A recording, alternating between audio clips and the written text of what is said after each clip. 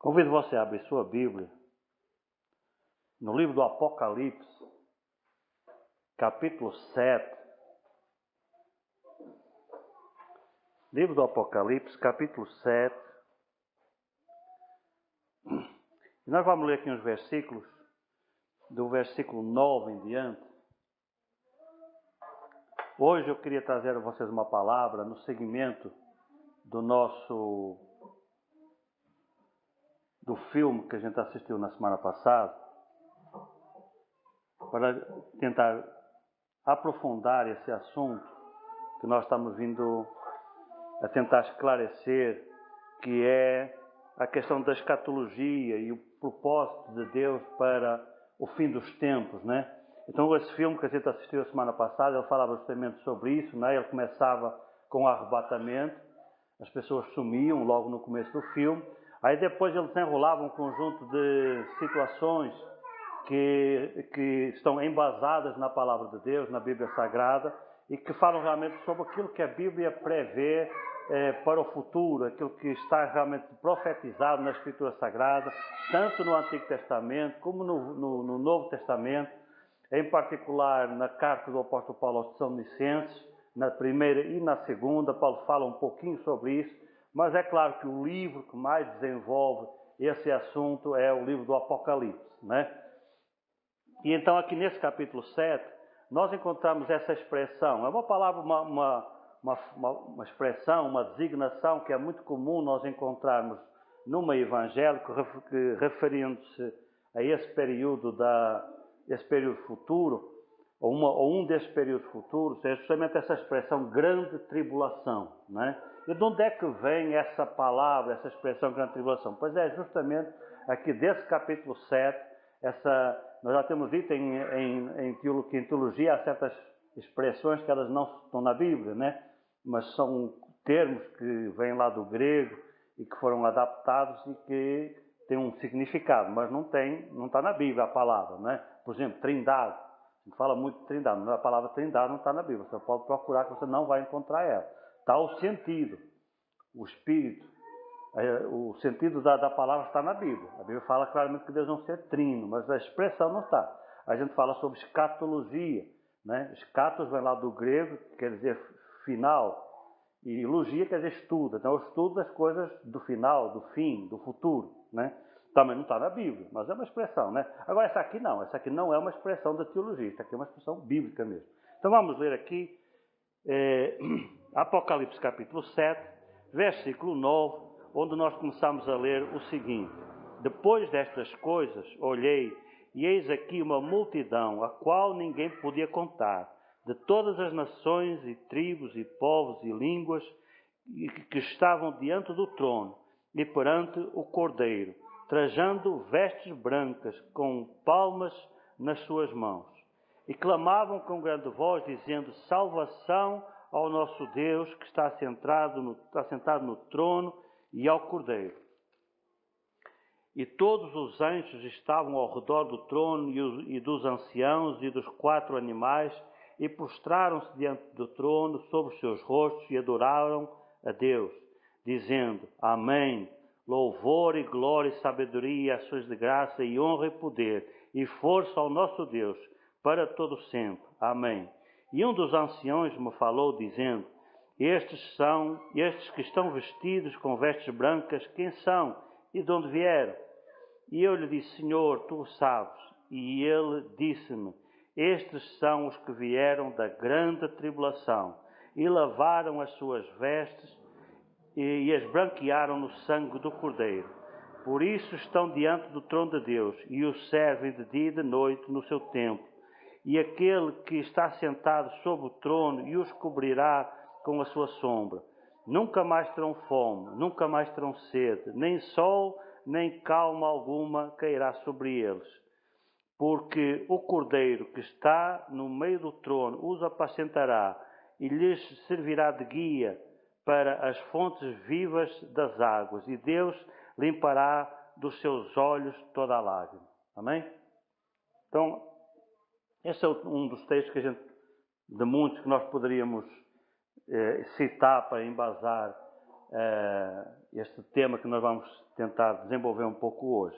É um tema muito vasto e não dá para nós esgotarmos ele numa pregação, nem duas, nem três. Seria um estudo bem prolongado. Mas, de qualquer forma, nós vamos tentar dar uma boa resumida para vocês terem uma noção do que é esse período, então, da grande tribulação.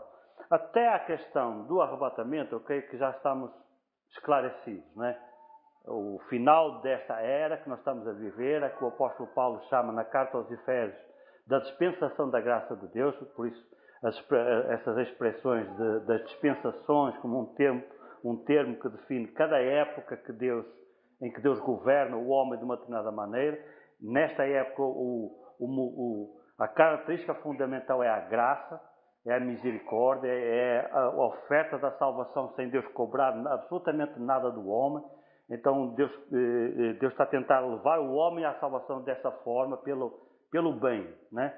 Mas este tempo vai ter um fim, não vai ser assim para sempre. Um dia vai acabar, né? E quem não quiser, quem não aceitou a verdade de Deus, quem não aceitou a graça, quem não aceitou esta oferta tão benigna de Deus, tão abençoada de Deus, oferecer o seu perdão sem cobrar quase nada do pecador, que não seja o reconhecimento do seu pecado e o pedido expresso de perdão ao Senhor, reconhecer que Jesus morreu na cruz do Calvário, que derramou o seu sangue por ele e que a sua obra é suficiente para salvar a sua alma e perdoar os seus pecados. Isso é só isso que Deus pede da pessoa, entende? Praticamente é um convencimento.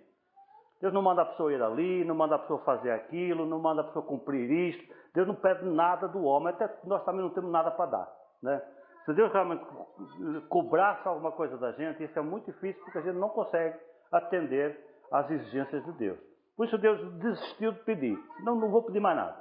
Na era anterior, foi a era da lei, né? A dispensação da lei. Aí Deus cobrou muita coisa do homem. Deus deu uma lei e obrigava o homem a guardar aquela lei. Aí você diz assim, e hoje não tem que guardar a lei? Temos. Nós temos que guardar a lei moral, né? Mas ela já é uma consequência da nossa salvação. Só que a Bíblia diz o seguinte, que para nós guardarmos a lei moral, Deus dá-nos um auxiliar, que é o Espírito Santo de Deus, que vem e habita no nosso... Na hora que a pessoa se arrepende dos seus pecados e aceita Jesus, o Espírito Santo vem, sela a pessoa, faz morada na pessoa e ele se torna um auxiliador para nos ajudar a ir limpando a nossa vida. Porque sozinhos a gente não ia conseguir guardar a lei de jeito nenhum. A gente conseguia guardar num dia, mas no dia seguinte tropeçava. A gente guardava 9 mandamentos, mas tropeçava no 10. Para não dizer que que guardava 5 e tropeçava nos outros 5, né? Então, porque nós somos assim mesmo. Então Deus, sabendo que a gente não consegue lhe atender, não consegue satisfazer a sua exigência, que é bem alta, Deus é santo. Nós não conseguimos entender o que significa essa expressão. Deus é santo. Santo quer dizer que Deus é completamente perfeito. No que diz respeito a Deus, quando Deus fala de nós, a palavra santificado quer dizer separado, né? Então Deus não cobra de nós perfeição, só diz que a gente foi separado. A gente estava no mundo, agora somos Deus, fomos separados para Ele. Mas no que diz respeito a Deus, realmente a palavra santificado tem uma ligação com a perfeição. Então Deus é absolutamente santo, não existe mácula nenhuma dele, não existe nenhum pecado, não há nada que você possa lhe apontar. Então na hora que a gente se confronta com Ele, a gente está no prejuízo.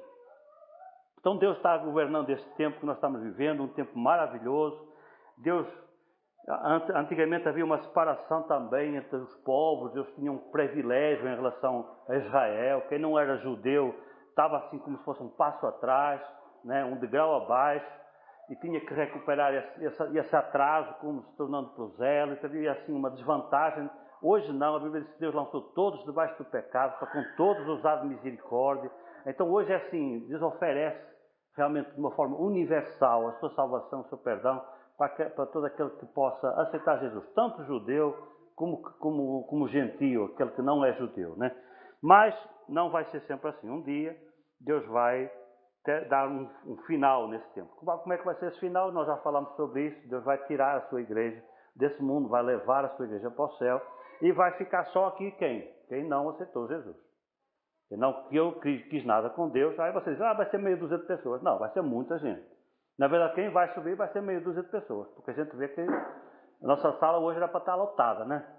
Tanto é a graça, tanto é a misericórdia, tanto é o amor de Deus, que as pessoas, ao entenderem isso, deviam estar aqui por voluntariamente. né? 6h30 já devia estar a gente aqui na porta esperando para a gente abrir a porta. Mas é isso que acontece? Não, a pessoa não quer. Então, milhões de pessoas, muitos milhões de pessoas vão ficar, não vão crer nada com Cristo e Jesus não vai levar essa. E então a Bíblia começa falando que vai começar um período de tempo que será quase assim, quase o oposto deste, né? Se hoje é tudo assim na facilidade, na bênção, Deus não cobrando nada da pessoa, Deus não exigindo quase nada da pessoa, naquele tempo vai ser o oposto. Vai ser um tempo.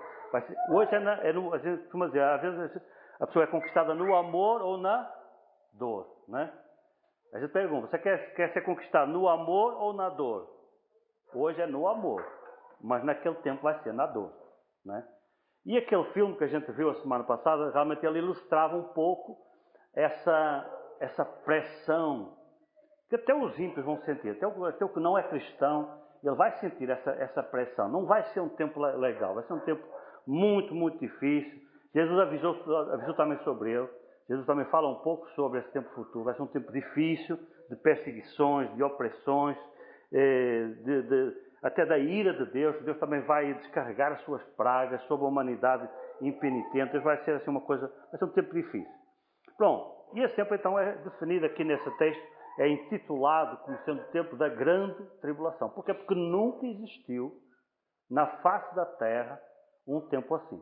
A certo momento Jesus, numa das suas pregações, ele diz assim, se esses dias não fossem abreviados, nenhuma alma escaparia. Nenhuma alma se salvaria. Ali, quando Jesus fala de salvação, ele não está falando exatamente da salvação da alma. É a salvação física mesmo, ia morrer a todo mundo. O que Jesus está tentando dizer é assim, se aquele período não fosse um período curto de tempo, morria tudo. Morria tudo. Não ficava uma alma viva nesse planeta Terra, porque todo mundo ia acabar morrendo. Por isso é que então Jesus já foi avisando que é um tempo curto. Quão curto é esse tempo? A gente costuma dizer que esse tempo de grande tribulação são apenas 7 anos. E você pergunta assim, mas pastor, de onde é que vem essa história dos 7 anos? Por que são só 7 anos? Como é que a gente sabe que são só 7 anos? Essas coisas não pode dizer assim, né? Ninguém pode afirmar uma coisa que não tem uma base para poder falar isso. Pronto. De onde é que vem essa coisa dos 7 anos? Pronto, nós já falamos no curso de Teologia que existe uma tal de uma profecia de Daniel. Ela está lá no capítulo 9 do livro de Daniel, que eu aconselho você depois a ler em casa, e que é chamada da profecia das 70 semanas, ou dos 70 setes, né? Essa profecia das 70 semanas, ela é assim conhecida, por quê? Porque, na verdade, no original hebraico não aparece a palavra semanas, aparece a palavra sete. Na realidade, se fosse bem traduzido, seria a profecia dos 70 setes. Por quê? Porque no original não especifica o que é que esses 7 são. Se são 7 dias, se são 7 horas, se são 7 semanas, se são 7 anos. Só diz que são 7, né? Hoje nós sabemos, até pelo desenrolar da história, que não eram 7 semanas. Não eram 70 semanas, eram 70 setes de anos. Entende? Eram 70 setes, mas não de dias. Uma semana são 7 dias, né? Como o tradutor, assim, originalmente, associou os 7 aos 7 dias da semana, ele botou 70 semanas. Mas ela não é a profecia das 70 semanas, é a profecia dos 70 setes de anos. Se você fizer uma continha rápida aí com a sua calculadora no seu celular, para não estar a gastar seus neurônios, você vai verificar que 70 vezes 7 dá 490, né? 7 vezes 7, como é que diz lá a tabuada lá na escola? 7 vezes 7. Eita, que a coisa está difícil. 7 vezes 7 são 49, né? Aí 70 vezes 7 dá 490. Então essa profecia, ela determinava um período de 490 anos, marcado desde um determinado ano do reinado do rei Dario, para que alguma coisa acontecesse, entende? Daniel, ele especificou, é bem claro lá no texto dele, que até que o reino do Messias fosse estabelecido, ia passar um período de 490 anos. Ele marcou. E ele disse assim, olha, do ano tal do reinado do rei Dari, aí os historiadores, o que é que eles fazem? Eles vão vasculhar lá na memória da história, né? E vão encontrar lá nos documentos onde é que está esse ano tal. Eles vão identificar. O ano tal foi o ano tantos antes de Cristo. Né? E eles identificaram exatamente isso. Foi encontrado esse material e eles conseguiram identificar exatamente o ano a que Daniel está se referindo. Só que essa profecia, ela separa a última semana, o último 7 de anos. Entende? E ela diz que esse último 7 é um tempo difícil, um tempo complicado. Né? Então a profecia ela tem 69 semanas, 69 7 mais um. Na realidade a profecia ela fala assim, né? São 69 7 mais um 7 de anos. Os historiadores foram pesquisar o que é que eles encontraram. Encontraram um detalhe muito interessante, como é preciosa a palavra de Deus e a profecia saída da boca de Deus.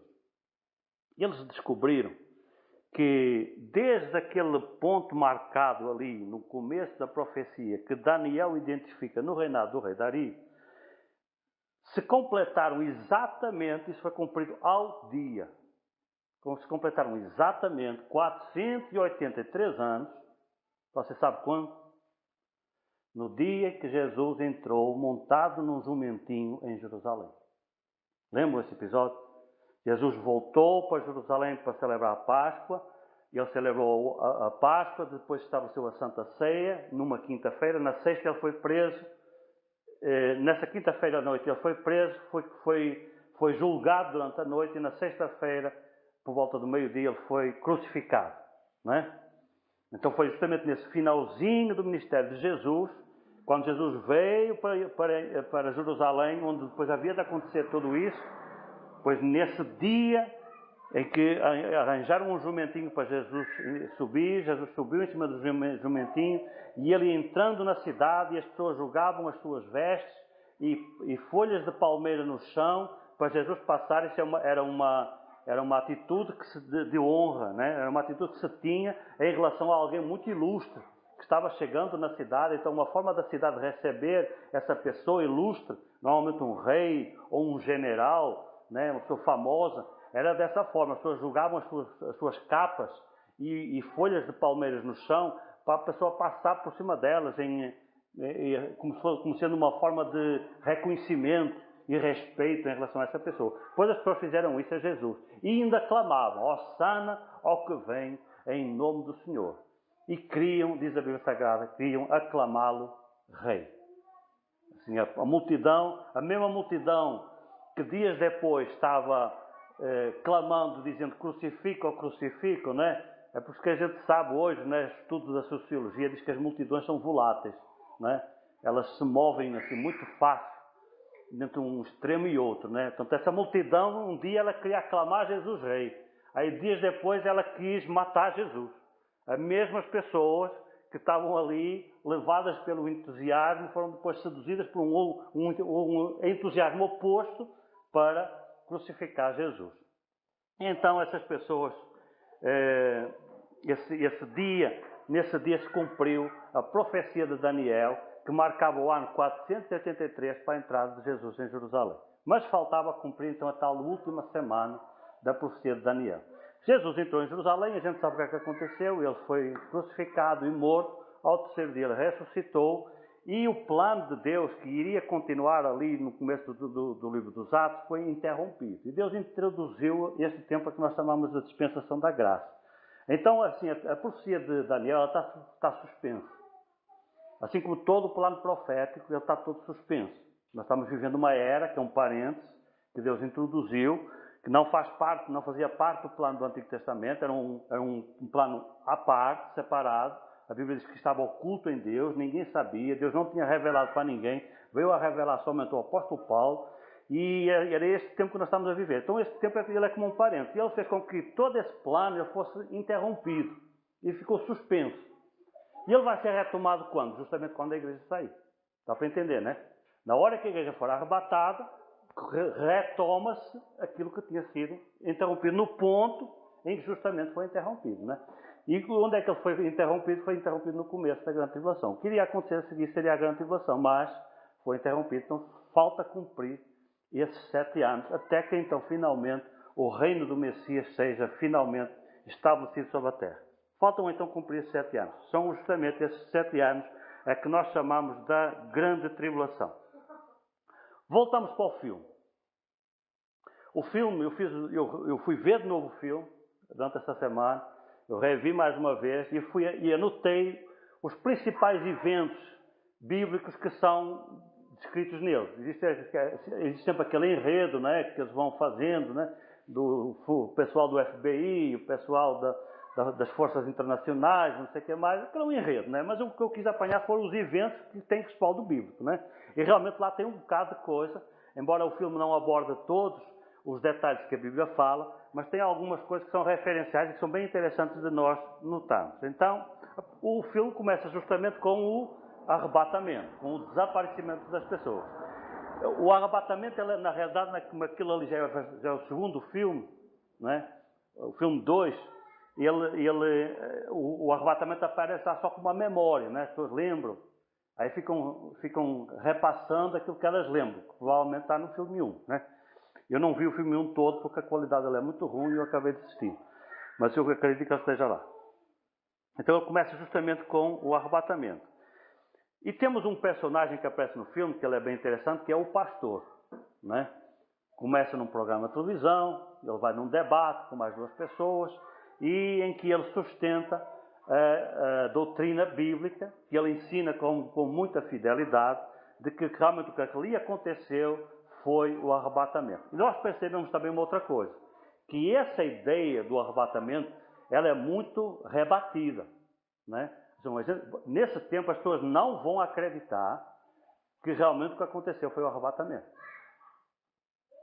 O mais interessante é isso, é que a Grande Tribulação é um tempo difícil, de grande provação para as pessoas, tanto pela atividade do anticristo, como por causa da ira de Deus que vai ser desabada sobre esse mundo. Então vai ser um tempo bem difícil. Mas as pessoas, em vez de reconhecer o que Deus tinha ensinado e perceber que o que está acontecendo é o cumprimento, não, as pessoas vão se afastar mais ainda.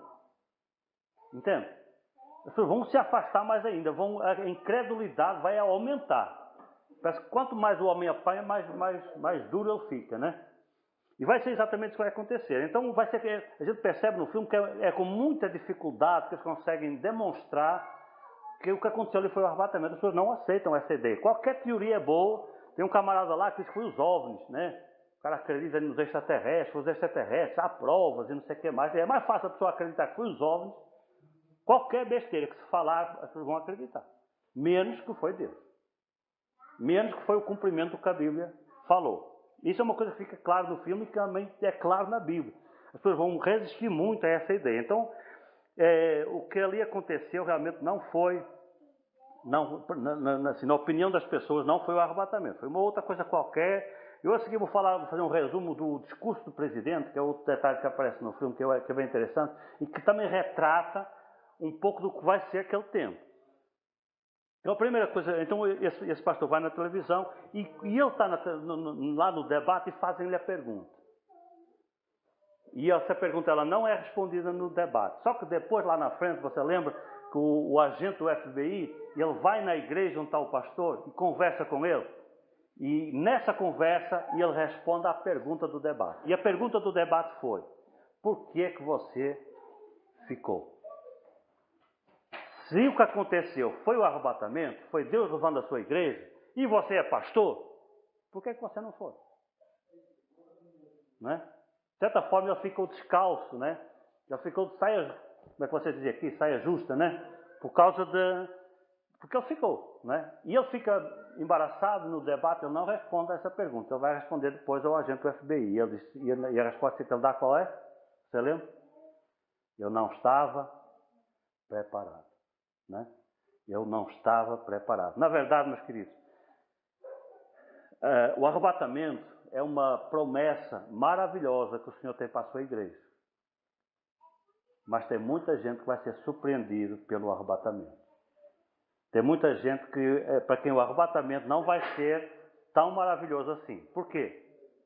Porque a pessoa não está preparada. A gente sabe que é muito fácil para qualquer um de nós passar de cristão para um religioso. É ou não é? Muito fácil. Porque cristianismo não é religião. Cristianismo é um modo de vida. Religião é o quê? São um conjunto de dogmas em que você acredita, não forçosamente para praticar. Por isso é que todo religioso tem duas vidas, né? Ele acredita numa coisa e muitas vezes vive outra. Às vezes não é porque ele quer, mas é porque é difícil mesmo, né? Levar a palavra de Deus a sério é difícil, né? A Bíblia diz para você não mentir. Mas não aparece aquele momento que você precisava mesmo daquela mentirinha? Não aparece? E aí o que é que a gente faz? Às vezes a gente cede, né? Aí a gente torna-se um religioso. Porque a gente acredita na verdade, mas fala mentira, né? Esse é o espírito da religião. E a gente deixa de levar as coisas de Deus a sério.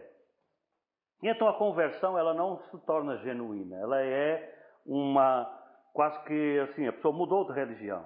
Infelizmente, eu percebo que tem muita gente dentro das igrejas evangélicas que elas não são cristãos. Não são convertidos. Elas mudaram de religião. Elas estavam na religião A e passaram para a igreja B. Entende? Elas só mudaram de religião. Porque gostam mais, porque gostam do culto, porque gostam dos louvores, porque gostam da pregação. Tudo bem, né? Só que ser cristão não é uma coisa que a gente faz porque a gente gosta.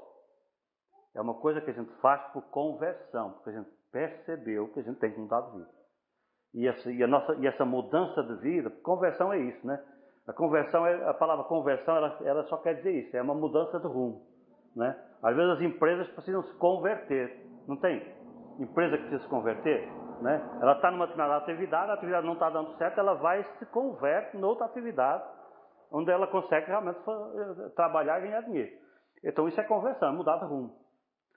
Então quando a pessoa só muda de igreja, ela não muda de rumo, ela só está mudando de igreja. E esse pastor aqui era um exemplo disso.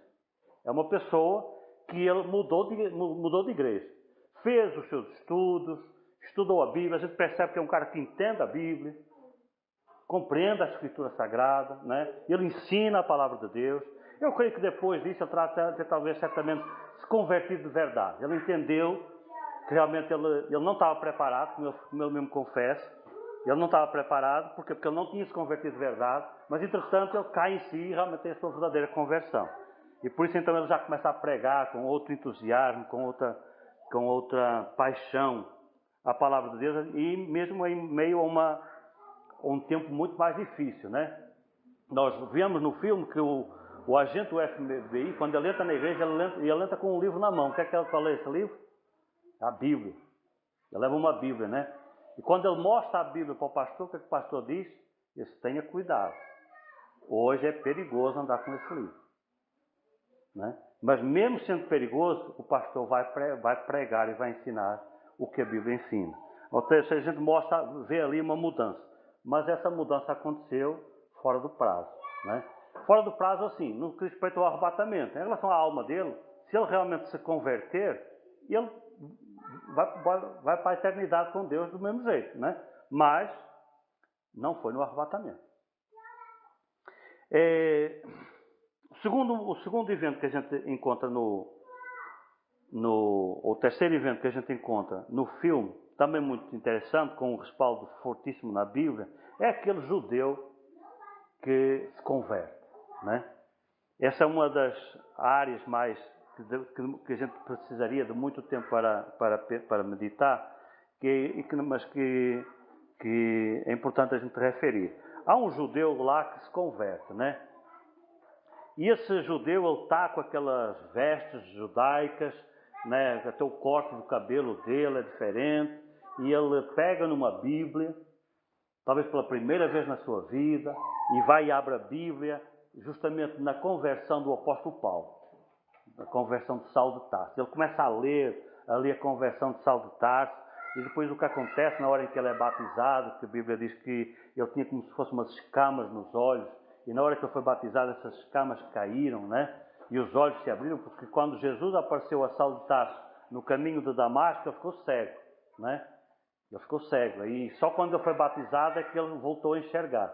E o texto diz que caíram dos seus olhos como que umas escamas. E então o judeu vai ler exatamente essa passagem. É como se ele estivesse dizendo assim, eu estava com umas escamas nos olhos e eu não estava conseguindo enxergar o que Deus estava querendo ensinar ao seu povo, em particular ao seu povo Israel. E então ele ali vai e se converte. Quando o agente do FBI vai no pastor, então o pastor ele faz uma identificação em relação a esse judeu. E ele diz, olha, muito provavelmente ele é um dos 144 mil. Você vai encontrar acerca desse número de pessoas, os 144 mil, nesse mesmo livro do Apocalipse, mas agora no capítulo 14. Você vai encontrar isso. Então a Bíblia fala que há realmente um número de assinalados de 144 mil pessoas, sendo elas 7 mil de cada tribo.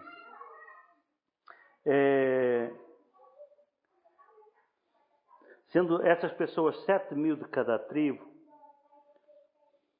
Começa até a falar sobre os 144 mil ainda nesse capítulo 7.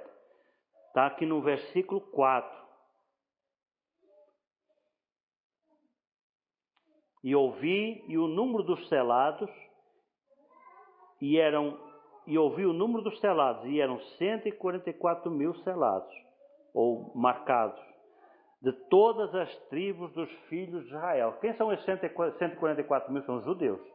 São 144 mil judeus escolhidos por Deus, e diz a Bíblia Sagrada então que eles são 12 mil de cada uma das 12 tribos de Israel. Também é uma conta matemática. 12 mil vezes 12 dá 144.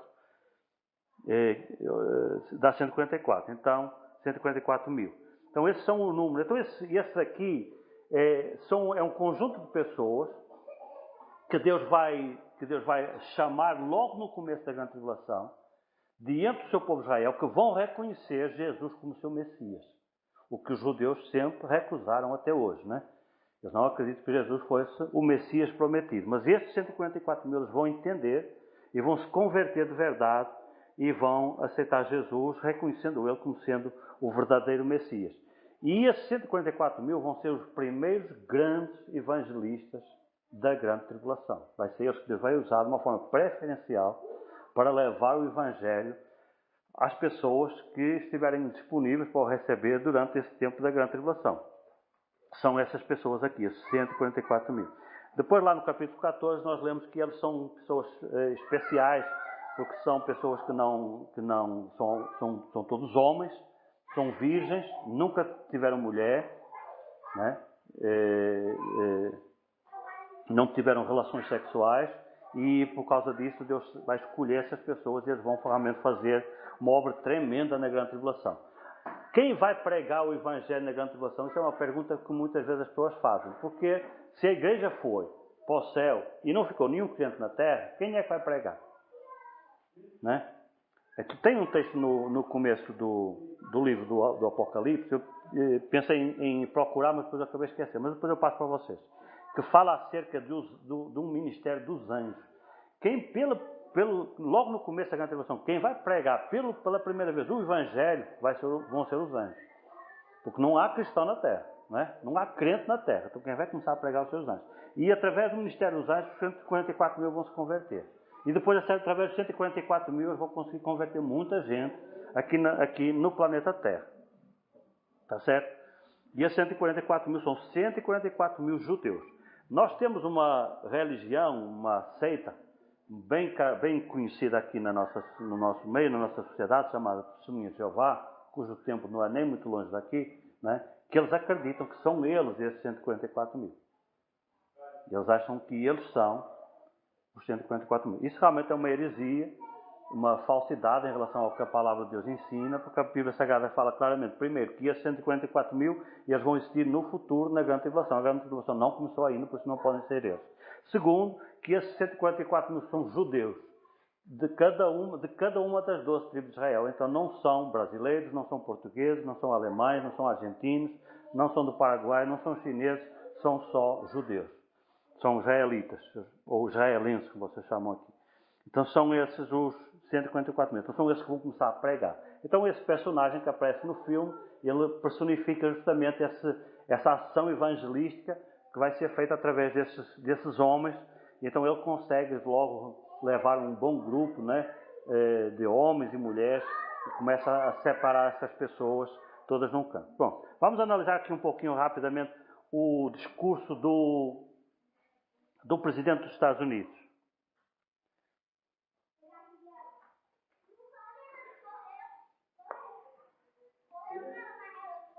Primeira coisa que o presidente diz é que não há respostas, não é?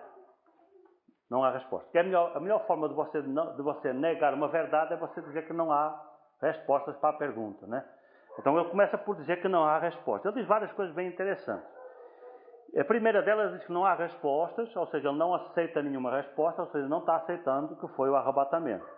Segunda coisa que ele fala é que, na verdade, isso vai ser outra característica, outra interpretação que vai ser bem enraizada durante aqueles dias, durante aquele tempo.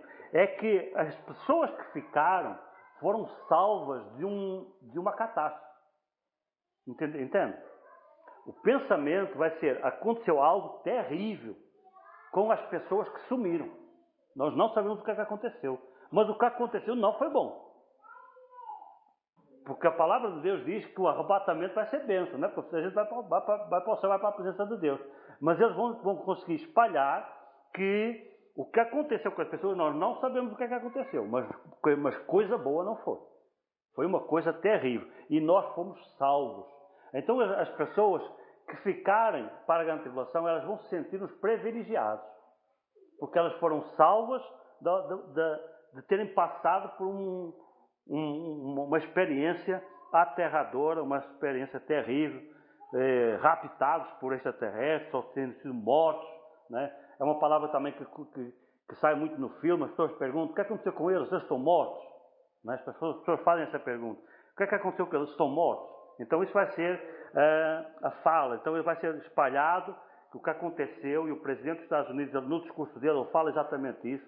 Nós fomos salvos de uma coisa terrível. Terceira coisa que ele fala é que esta época vai ser uma época de grande prosperidade. Vou citar a frase que ele fala. Esta é uma época de prosperidade, uma época de bênçãos depois da praga.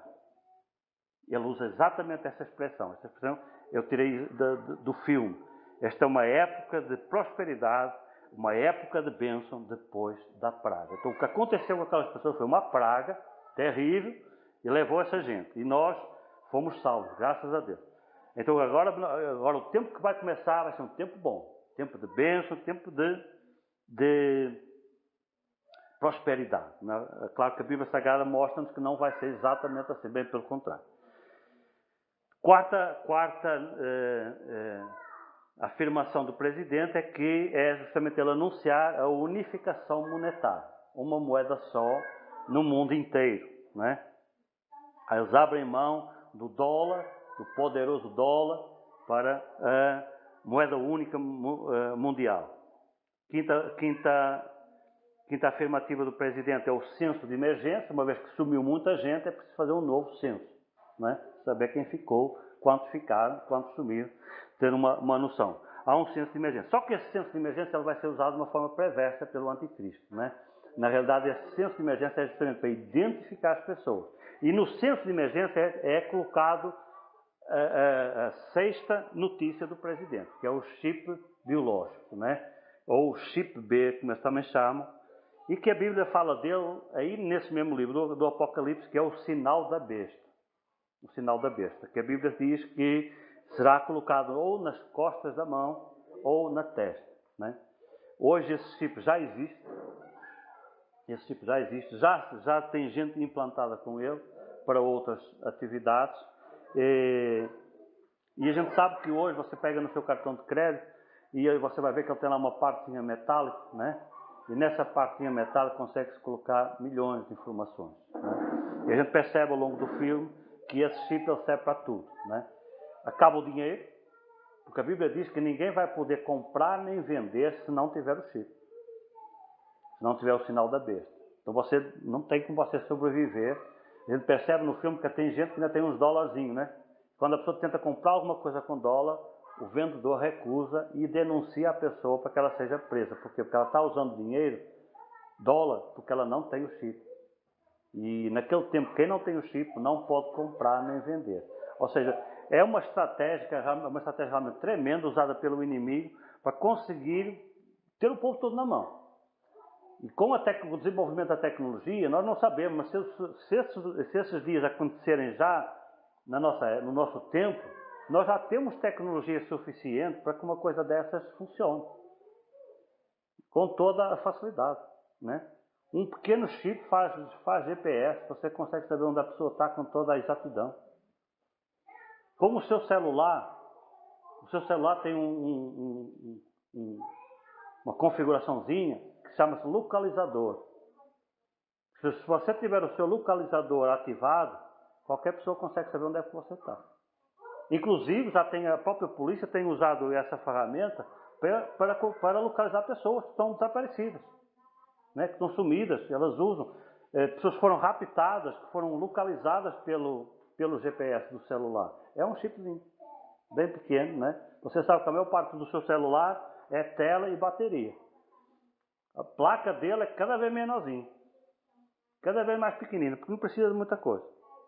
Agora imagine se este negócio demorar mais tempo, se este evento demorar mais tempo, com o avanço tecnológico, quanto mais não vai ser possível fazer num pequeno chip para identificar as pessoas. Então esta é a sexta coisa que é anunciada pelo presidente, de que está estabelecido o chip biológico, que é o chip da besta, o sinal da besta, e todo mundo tem obrigatoriamente que andar com ele. Outro momento do filme que chama a sua atenção, que me parece relevante, é o encontro do agente do FBI com o pastor na hora que ele vai na igreja, né? E nesse momento, eles têm uma boa conversa lá, e a certo momento nessa conversa, o pastor faz um resumo do que vai acontecer. E esse resumo é bem interessante porque é justamente o que nós precisamos saber, né? Ele anuncia para o agente do FBI exatamente o que é que vai acontecer. Então, ele resume de uma forma bem sucinta o que é a grande tribulação. Então ele diz assim: este tempo de grande tribulação é caracterizado por quê? Primeiro, por um governo único mundial. E esse governo vai ser liderado pelo anticristo. Com toda a facilidade, os líderes mundiais, os líderes de cada país vão ceder a sua autoridade a esse líder supremo que vai aparecer, que é o anticristo, e que vai governar, vai centralizar a administração do mundo inteiro numa pessoa só, num governo só. Segunda coisa que ele anuncia são acordos de paz, tratados de paz entre Israel e o mundo árabe. Nós sabemos que essa briga dos judeus de Israel com o mundo árabe, ela tem milénios, né? Ela não tem séculos não, ela tem milénios, né? E o anticristo vai conseguir fazer ali um acordo. E, por exemplo, uma das grandes provocações do mundo árabe em relação aos judeus, que os judeus não perdoam de jeito nenhum, é que eles construíram uma mesquita. A mesquita que existe em Jerusalém hoje, ela está exatamente no local onde era o templo de Herodes. O templo que o Herodes mandou edificar, ele foi derrubado no ano 70 por ordem do general Tito, o general romano que invadiu Israel. Houve uma grande rebelião, aí ele invadiu Israel e mandou arrasar a cidade. Não ficou pedra sobre pedra. E uma das coisas que ele mandou arrasar, derrubar tudo, foi o templo. Ele mandou derrubar todas as paredes do templo, não ficou uma pedra sobre a outra. Pois os árabes se aproveitaram da oportunidade, e naquele ponto, que é um ponto simbólico para os judeus, né? Que é o local do seu templo de adoração, e eles construíram a sua mesquita. É uma provocação muito grande, né? Então não tem como o judeu conseguir ultrapassar um negócio desse, mas o anticristo vai conseguir. De alguma forma, ele vai conseguir que os judeus cedam ou que haja uma outra alternativa que vai conseguir conciliar os interesses dos árabes com os interesses dos judeus. Num outro filme, que é o Deixado para Trás, há um personagem nesse filme que é um judeu, um teólogo judaico, né, que aparece nesse filme, e esse teólogo ele descobre, assim, uma das grandes descobertas dele é que Não sei se vai ser essa a estratégia, é só uma ilustração. E a descoberta dele é que a localização correta do templo não é onde está a sinagoga, é do lado da sinagoga. Ele faz uns estudos bem aprofundados, bem elaborados, e ele chega à conclusão que houve um erro de interpretação ao longo dos anos que fez com que os judeus acreditassem que a localização da sinagoga é a localização exata do templo. E ele vai dizer que não, que essa localização está errada, que na realidade o templo não era ali, era um pouco mais ao lado. E sendo um pouco mais ao lado, então já dá para os judeus construir o seu templo sem ter que derrubar a sinagoga. Esta é a explicação que aparece nos deixados para trás. Não estou dizendo que vai ser assim, né? É só uma ilustração, só para você entender como o anticristo vai conseguir estabelecer finalmente esse acordo de paz. Por quê? Porque ele vai aparecer como sendo o salvador da pátria, entende? O cara consegue resolver todos os problemas do mundo, ele vai acabar com a fome, ele vai fazer um bocado de coisa para impressionar. Então ele vai conseguir esse negócio. A terceira coisa que o pastor anuncia é a perseguição em relação aos verdadeiros cristãos, que nós vemos no filme também, um desenvolvimento econômico inicial e depois o colapso de todas as políticas mundiais, de todas as estratégias mundiais e também a ira de Deus começando a se desabar sobre o mundo. Deus vai mandar muita praga, vai mandar muita aflição sobre este mundo, vai morrer muita gente por causa das pragas de Deus. E isso vai provocar realmente o caos mundial. Né? E o anticristo não vai conseguir mais sobreviver. Eu vou já explicar como é que isso vai acontecer. Bom, um ponto que não é abordado no filme, ele é abordado no Deixados para Trás, mas nesse filme aqui não aborda, é como é que vai funcionar esse tal governo mundial. Esse governo mundial ele vai ter 3 personagens, que é chamada por alguns da Trindade Satânica. Né? Tem a Trindade Divina, com o Pai, o Filho e o Espírito Santo, e a gente sabe que o diabo quer ser semelhante a Deus, né? Inclusive o apóstolo Paulo diz que ele vai se sentar no trono de Deus dizendo ser Deus. E Deus é trino, né? Então ele vai dizer que eu também sou trino. Uma das características principais, mais marcantes do ministério de Jesus, sabe qual foi? Foi o seu poder de ressurreição. Porque poder de curar já tinha existido antes. Profetas tinham se levantado, até mesmo dentro da nação de Israel, que tinham feito curas. Né?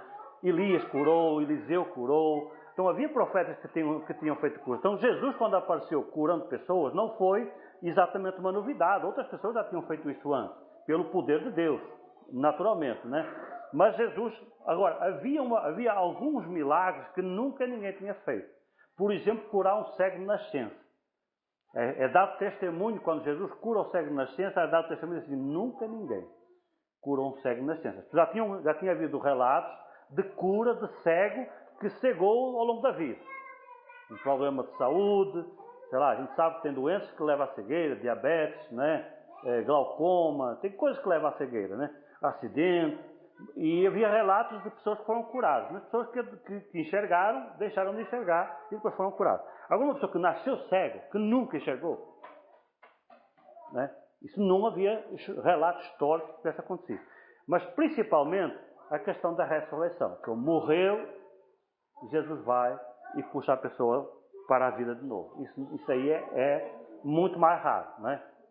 Nós lemos que Eliseu ressuscitou o menino.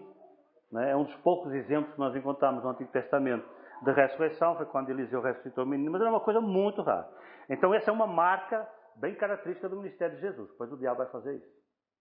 A certo momento a Bíblia diz que a besta, o anticristo, ele vai adoecer, ou vai ser ferido com uma ferida mortal e vai morrer. E o diabo vai ressuscitar ele. Porque ele vai dizer, tudo que Deus faz, eu faço. Eu sou Deus. Quer ver que eu sou Deus? Ó, e traz o anticristo à vida de novo. Depois é até chamado no Apocalipse da segunda besta, como se ele tivesse uma segunda vida, entende? Então a Trindade Satânica quem é? É Satanás, como o líder supremo, o anticristo e um outro personagem que a Bíblia chama do falso profeta. Ou seja, nós vamos ter um líder político, que é o anticristo, e ele vai ter o apoio de um grande líder religioso. Né? Claro que, se você for ver quase livros ou coisas, histórias sobre isso, muitos apontam para ser um papa ou uma coisa assim. Pode não ser, a gente não sabe quem é, né? Vai ser alguém com muita influência a nível religioso, não é um cristão, se tivesse sido um cristão ele tinha ido no arrebatamento, né? Não é um cristão verdadeiro, mas até pode ser um cristianizado de uma religião cristã, né? Tem muita religião cristã que não é alicerçada na palavra de Deus, né? É uma seita cristã. E pode ser, nós não sabemos quem vai ser, mas nós sabemos que ele vai ter o apoio de um líder religioso. A gente não sabe porquê, né? As pessoas precisam da religião. As pessoas precisam do conforto da religião, né? A gente sabe que a religião não salva. Quem salva é Cristo, mas as pessoas sempre precisam desse conforto, desse amparo. Aí o diabo é esperto, ele sabe o que é que tem que dar às pessoas para mantê-las tranquilas, para mantê-las na mão dele. Então tudo que a pessoa precisa, ele vai dar para a pessoa se sentir confortável. Estabilidade econômica, dinheiro, suficiente para as suas despesas. Quer uma religião? Está ali uma religião boa para você adorar, para você servir. E depois ele vai ter essa religião, ela vai conseguir conduzir as pessoas para que elas comecem a adorar o próprio diabo. E a própria besta, entende? Por quê? Porque ele diz que é Deus. O apóstolo Paulo, na segunda carta, ou na primeira carta aos Colossenses, diz que vai querer sentar no trono de Deus, querendo para ser Deus. Então ele vai chegar e vai dizer, eu sou Deus. O Deus verdadeiro, o Deus que criou tudo, fui eu. Estou aqui, entende? Então, é mim que você tem que me adorar. Porque ele se levanta contra tudo que se chama Deus. Isso também é o apóstolo Paulo. Então esse camarada, o governo mundial, ele vai ser feito através desta montagem, deste governo, desta estratégia que o inimigo vai montar para dominar as coisas naquele tempo. Agora eu quero deixar com você, quase terminando, um detalhe sobre como vai ser esse tempo. Esse tempo, diz o profeta, e se voltamos para a profecia do profeta Daniel, e ele diz que esse tempo ele se divide em duas metades. São 7 anos. Só falta cumprir toda a profecia dos 490 anos, só falta cumprir 7. Os 483 cumpridos no dia que Jesus entrou em Jerusalém montado no jumento. E falta cumprir 7, são justamente estes 7. Só que ele divide estes 7 em duas metades. Entende? Há uma primeira metade, 3 anos e meio, em que as coisas vão correr de uma determinada forma. E na segunda metade as coisas vão desenrolar de outra maneira. Entende? Qual vai ser a característica destas duas metades? Primeira metade vai ser o estabelecimento do tal governo mundial, da tal nova ordem mundial, dominada pelo anticristo, pelo falso profeta, articulados por Satanás. São os primeiros 3 anos e meio. São 3 anos e meio de crescimento econômico, de desenvolvimento, de paz. Ele não vai haver guerras nesse tempo. O inimigo vai conseguir controlar todas as áreas da sociedade à escala mundial. Entende? E nesses 3 anos e meio ele vai conseguir estabelecer o seu governo e tudo vai parecer que está dando certo, no direcionamento que ele quer, entende? Então vai ser um tempo em que aparentemente as coisas estão dando certo. E as pessoas que já vinham acreditando naquilo, né, vão sendo cada vez mais confirmadas que realmente aquilo era o certo mesmo. A gente fizemos a escolha certa. Realmente aquele povo que sumiu, era povo que estava tudo errado. Por isso é que veio alguma coisa e os levou. Né? E nós fomos salvos daquela praga que levou esse povo. Então a gente é que estava certo mesmo, porque a vida está correndo bem. E diz o apóstolo Paulo uma frase muito interessante, ele diz assim: quando disserem, eis que há paz e segurança, lhes sobrevirá repentina destruição. É justamente quando faz a virada dos 3 anos e meio. Nos segundos 3 anos e meio é quando Deus se revolta. A única coisa que acontece de errado nos primeiros 3 anos e meio é a perseguição aos cristãos. Porque pela ação dos 144 mil e do Ministério dos Anjos, primeiro pelo Ministério dos Anjos e depois dos 144 mil, muita gente vai começar a se converter. E isso não agrada ao diabo, nem ao anticristo, não é? Porque ele quer puxar toda a adoração para ele, porque ele diz que ele é que é o Deus. Então se ele é o Deus, as pessoas que estão adorando a Jesus Cristo e ao Pai, as pessoas estão erradas. Aí ele vai começar logo desde o começo, ele começa uma grande perseguição em relação aos cristãos. Mas para quem não é cristão vai estar bom demais. Né? E como você imagina, né? Os cristãos vão ser poucos. Vamos imaginar que nos primeiros 3 anos e meio que se consegue 10% da população mundial. É muita gente, né? Mas 90% é muito mais. Então a esmagadora maioria das pessoas, eu estou dizendo 10%, estou sendo benigno, né? Eu acho que nem 10% eles vão conseguir. A opção vai ser tão grande e ao mesmo tempo as coisas estão dando certo. Como é que você não acredita? Está a ver desenvolvimento, a moeda única trouxe prosperidade, tudo correndo bem, você tem dinheiro no bolso, está confortável, quer ir numa igreja? Está ali uma igreja para você ir, grande, lotada de gente, tudo bonito, maravilhoso. Quem é que não gosta de uma igreja grande? Um templo, uma catedral, né? Pois vai ser isso que o inimigo vai oferecer. Então, a esmagadora maioria das pessoas vão nessa onda e vão achar que está dando certo, elas estão no rumo certo. É isso mesmo que estava faltando. Entende? E só um pequeno grupo é que não vai entrar na onda e vai se converter. E essas pessoas que se vão converter, elas logo para começar, elas não vão aceitar o sinal da besta, o que vai ser uma enorme dificuldade, porque elas não vão ter como se alimentar, né? Vai haver muita fome no meio dos crentes, porque não tem como comprar comida, não tem como comercializar, não tem como ganhar dinheiro. Então vai ser uma dificuldade muito grande, né? E isso vai ser uma das ferramentas que o inimigo vai usar para perseguir os crentes. Mas além dessa, a própria perseguição de morte, porque nós lemos, inclusive nesse capítulo que nós lemos, que havia muita gente que estava sendo vista lá no céu, que eram pessoas mártires, que vieram da grande tribulação, tinham sido mortos pela perseguição. Bom, aí vem os segundos 3 anos e meio. E nos segundos 3 anos e meio é quando nós vemos o quê? A ira de Deus sendo derramada na terra sobre a humanidade. E aí nós temos um fenômeno interessante, porque tem um camarada que diz que é Deus, né? E se senta lá em Jerusalém, no trono de Deus, e diz, é a mim que vocês têm que adorar, porque eu é que sou o verdadeiro Deus, né? Aí, de repente, do nada, começa a chover fogo do céu. E a Bíblia diz que vão cair pragas sobre a terra, que vai levar, assim, 1/3 da humanidade. Uma só. De uma vez só, as águas ficam amargas, não há água potável. Acabou a água potável. Você consegue viver um tempo bom sem comer, mas sem beber água você não consegue, né? Acabou a água potável, não há água potável. A Bíblia diz que será 1/4 da população mundial levada de uma vez só. 1/4. Agora você faça uma conta aí, nós somos 7 bilhões, né?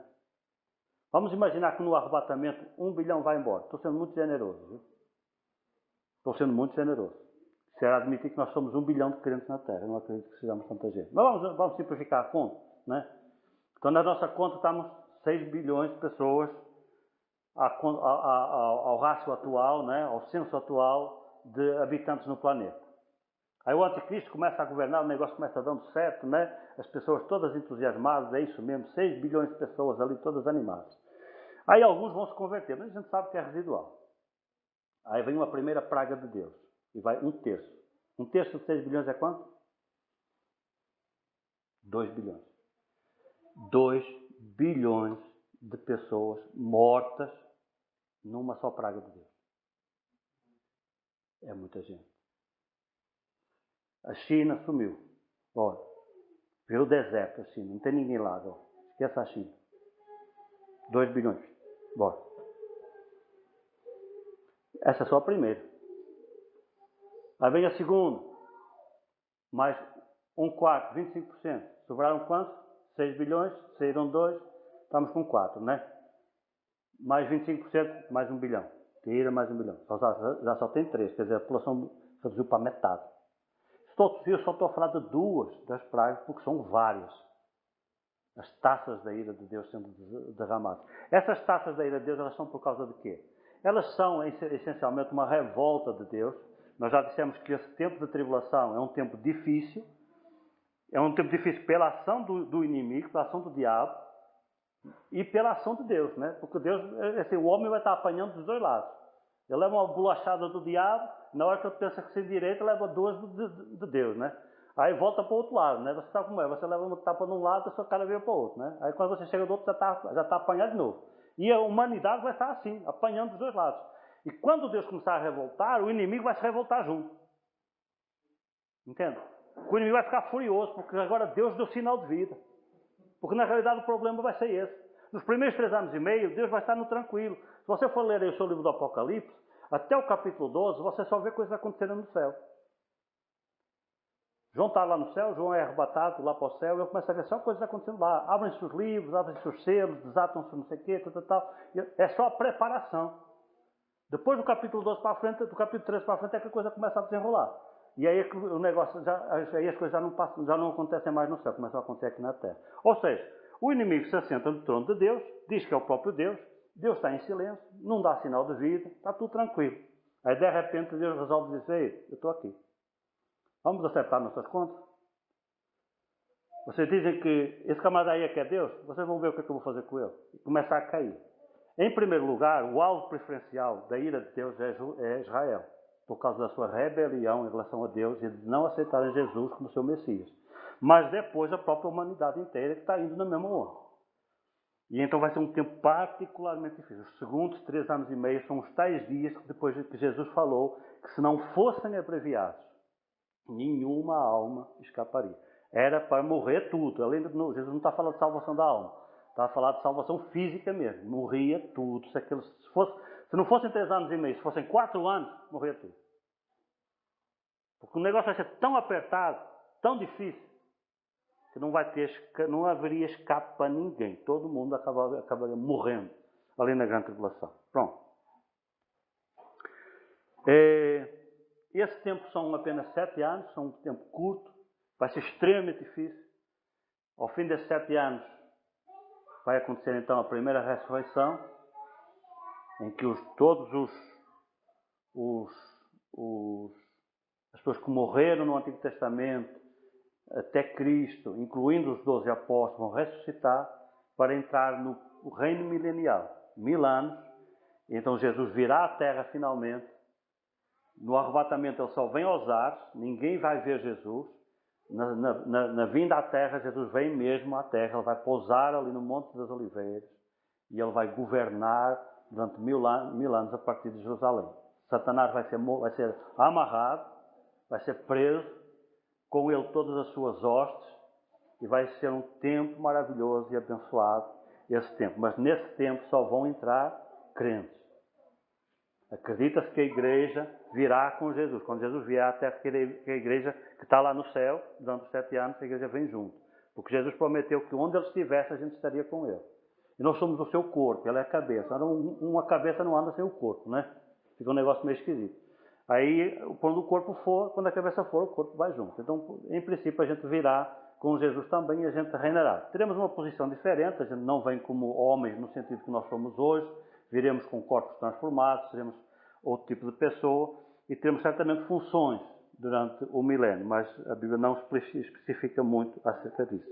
Em resumo e para finalizar, o que é que nós temos a concluir de tudo isto? É que nós precisamos realmente refletir sobre a situação da nossa alma. Hoje vivemos um tempo em que Deus nos oferece a salvação e o perdão por meio da fé, de graça, pela sua misericórdia, sem pressão, sem porrada, na boa, na bênção, no amor. Esse tempo que se segue ao nosso vai ser exatamente o oposto. Esse é um tempo em que Deus vai continuar oferecendo o seu amor e o seu perdão, mas não vai ser na graça e na misericórdia, vai ser na porrada, né? Vai ser com muita dor, com muita perseguição, com muita aflição. Muita dessa dor e dessa aflição não vai ser provocada pelo próprio Deus, vai ser provocada pelo anticristo de suas hostes, né? Mas as pessoas vão sofrer muito. Então cabe a nós hoje pensar direitinho. A gente não sabe quando é que Jesus vem. Jesus pode vir ainda hoje. Se Jesus vier hoje, amanhã começa a grande tribulação. Se você ainda não aceitou Jesus, amanhã você entra na grande tribulação, né? Nós vemos no filme aquele retrato de muitas pessoas cujos cônjuges e os filhos subiram e a pessoa ficou completamente desesperada, né? Vendo só as roupas nos sofás ou no chão e aquele sentimento de vazio e de perda, porque ela não quis acreditar e finalmente se cumpriu aquilo que a pessoa tantas vezes falava em casa, que um dia Jesus vai voltar, vai levar a sua igreja, vai levar a sua noiva e nós vamos subir com ele. E aquelas pessoas ficavam naquele vazio, naquela frustração, naquele desespero. Vemos numa senhora que tentou o suicídio, né?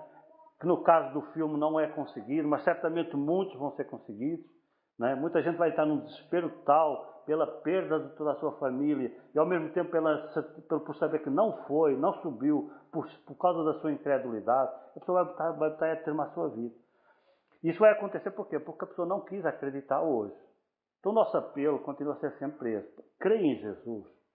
Se arrependa dos seus pecados. Reconheça realmente que é um pecador. Não fale isso para mim, fale isso para Deus. Entre na presença de Deus, dobre o seu joelho e diga: Deus, eu sou um pecador. Eu mereço realmente o inferno, mas a tua misericórdia é tão grande, o teu amor é tão grande que tu podes me perdoar. E eu sei que tu queres me perdoar, então me perdoa. E essa simples oração vai fazer uma mudança enorme na sua vida. Tanto na qualidade de vida que você vai adquirir a partir de hoje, vai ser um verdadeiro cristão, como em relação até à própria eternidade e esses momentos que realmente a Bíblia fala que vão acontecer. Amém? Pois que Deus vos abençoe, que Deus trabalhe nas nossas vidas. Espero que com esta meditação de hoje tenha-se clarificado um pouco mais estes detalhes da escatologia, desse tempo futuro que é a grande tribulação. Que Deus trabalhe também nas nossas vidas, para a gente entender um pouco melhor a palavra de Deus. A gente sabe que realmente não são coisas muito fáceis, não é? Mas tem pior. Eu hoje estive a ouvir uma pregação do pastor Augusto Nicodemos em Romanos 3, que se eu vos mostrasse, vocês não iam querer mais ouvir o pastor Augusto Nicodemos pregar, né? Um negócio bem complicado. Tem coisa pior. Então, dá para entender estas coisas, dá para aceitar. Tem coisas que é pela fé. Né? Você diz: pastor, você pode provar? Não, não posso. É o que a Bíblia ensina. E eu creio porque eu creio na palavra de Deus, eu creio no que a Bíblia ensina. Né? Você não quer acreditar, quer pôr em causa? Você pode, tem toda essa liberdade. Né? Lá na frente Deus acerta as contas. Mas, por hora, Deus dá-nos estas informações para trabalhar a nossa vida. Amém? Pois que Deus vos abençoe.